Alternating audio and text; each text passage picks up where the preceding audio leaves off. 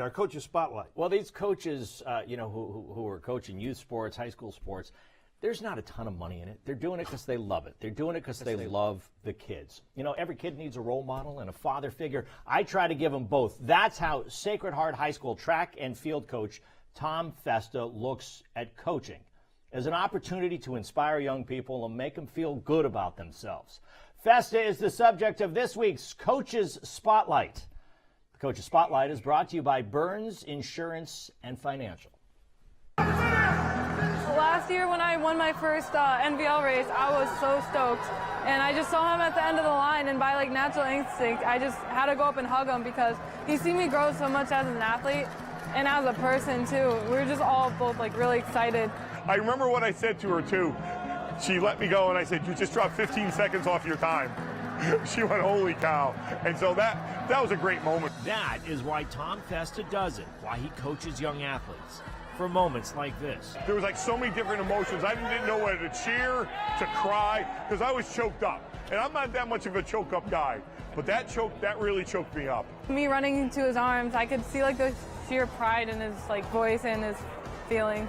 I really love it. Festa's been coaching in some form or another since he was 16. Make room for yourself. Atta girl. He just loves it, so much so. In addition to coaching the track and field team, he volunteers with the Sacred Heart basketball and football teams. Not because he wants to win championships, because he believes he has a lot to give. I love the kids. A long time ago, I had a coach who wasn't exactly fair with me. And I said, you know what, if I ever become a coach, I'm going to be fair with the kids. I'm going to be there for the kids. He cares about the whole team, but within the team, every single individual has a place in his heart. You stumbled a little bit, huh? My back leg. That's all right. That's all right. Good job. Good boy. You got that again. Every week we get better.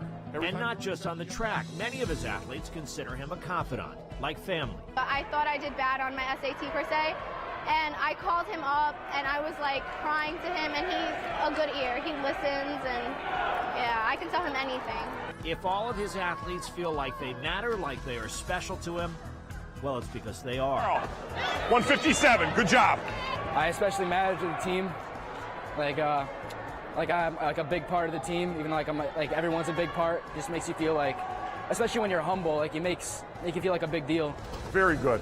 I always say this, and people laugh. The children of the future, they are. And I think we got to remember that. And I think sometimes even I forget they're kids. And there's a lot of coaches out there that put too much overpressure their kids.